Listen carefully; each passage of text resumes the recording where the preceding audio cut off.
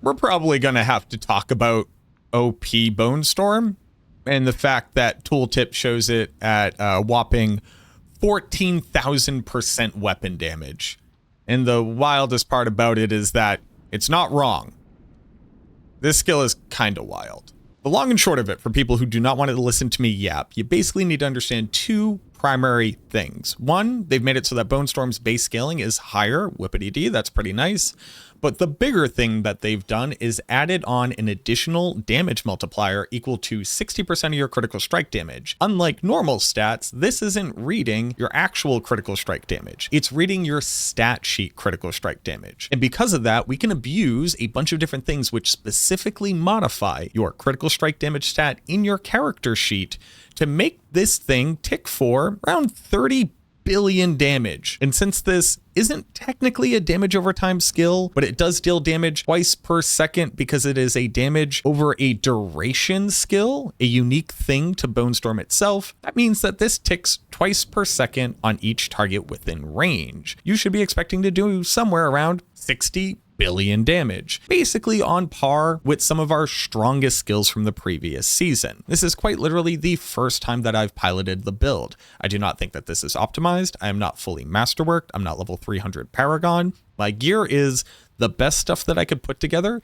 because at this point in the PTR, I missed both the real-time copying of your character and their gear, as well as the ability to actually boost my character. So you're also not looking at any of the maximum strength aspects, none of the maximum strength tempers. I don't even have the witch power from this season, and ignoring all of that missing power, we are still waltzing through tier 100 pit, something I never thought we would be able to say we could do on Bone Storm this skill. And while I'm going to very quickly go over the gear, I'm mostly going to focus on the mechanics here, because I think if you're looking to test this yourself or walk away with the understanding of what the build is meant to do, the mechanics are infinitely more important. But once Maxroll has updated its PTR build planner to be able to include the new data, I will be able to put together a build guide, which I'll link later on. But let's go ahead and get into the mechanics of what I'm talking about, because it's quite literally one of the most ridiculous total multipliers I've ever seen on a skill. Looking at my character sheet, you can see that I currently have 8,290 critical strike damage, and that is a complete lie. I have nowhere near that amount. In reality, I have 1,400 critical strike damage, which is still a lot, but when we're talking about an overpower build where I'm going to have thousands upon thousands upon thousands of overpower damage, the additive damage from the crit, while it will very slightly increase my damage output, really doesn't matter here. So why am I investing so heavily into it, and how am I getting it to read 8,000? If I were to take out the points in Bone Storm, you'll see that at rank 5, it's going to gain 40% of my critical strike damage as a new multiplier. That's what that X means. Hilariously enough, this is actually less than the quoted amount of damage that we were supposed to get from the patch notes, so I'm not sure which one is right. But if it is supposed to be the number from our patch notes, this is actually supposed to be 60% of our critical strike damage, which is a whopping 50% higher than what it is right now. But when I put my final point in, it will actually calculate how much damage I'm gaining from this critical strike damage. And you can see that our multiplier from our crit is a 3,300 times multiplier. That's a lot. This thing alone, just this one stat on the skill, is a 34 times multiplier of our damage.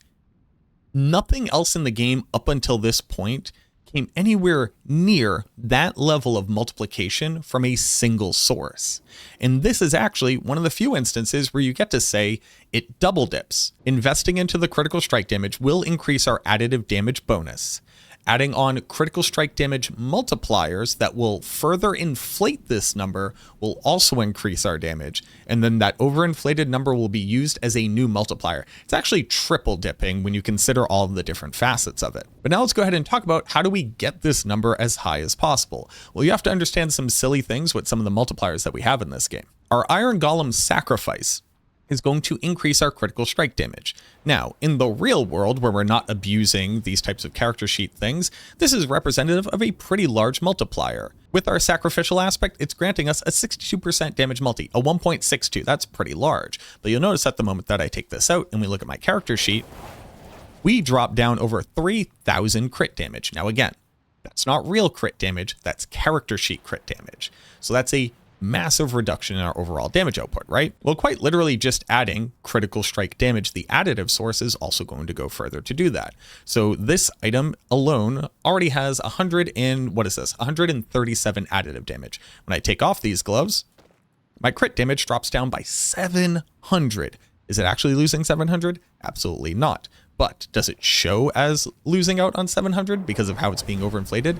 It absolutely does. So the more additive critical strike damage we can get across our pieces of gear, the stronger we become. That means that can go onto your gloves, both of your rings, because they can both have crit damage, and then you can temper on more crit damage, similar to the gloves here. And then there's the piece de resistance. There is the grandfather. The grandfather has always had an incredibly interesting interaction with your stat sheet. What it's supposed to do is grant you a 2x multi if you crit. That's it. It doesn't do anything else. It doesn't secretly do other damage math, etc., etc. But the interesting part about the grandfather is that if I go ahead and take it off right now, you'll notice that our crit damage drops by nearly 5,000. That is an insane amount of damage. So, okay, great. We now understand how to abuse the character sheet, something that the moment I saw this across Army of the Dead, Bloodwave, and across Bone Storm, I literally told the developers, hey, don't do this.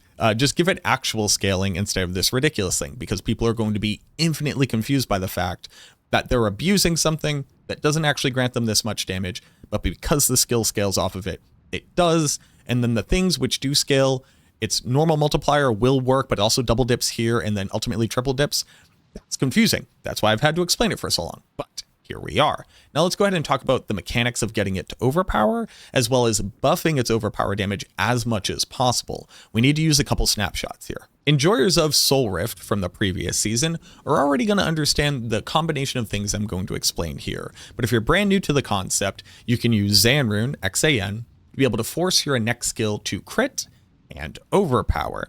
And because Bone Storm has a duration and is actually doing instances of damage, but twice per second, it's very unique in this way. It doesn't actually do damage over time. It's not a dot. It does damage over a duration of time. That's a much longer initialism. But because of this, we can snapshot the overpower and the crit on it. Since it does instances of damage, unlike Soul Rift, it can naturally overpower. So what we need to do is find a good way to be able to proc Sand and to be able to control when it happens. The new Seer Rune, which is cast 5 skills, gain 300 offering, and then exhaust, basically gives you the time that you need to group up monsters, do enough attacks to be able to proc it, and then choose when to trigger your Bone Storm.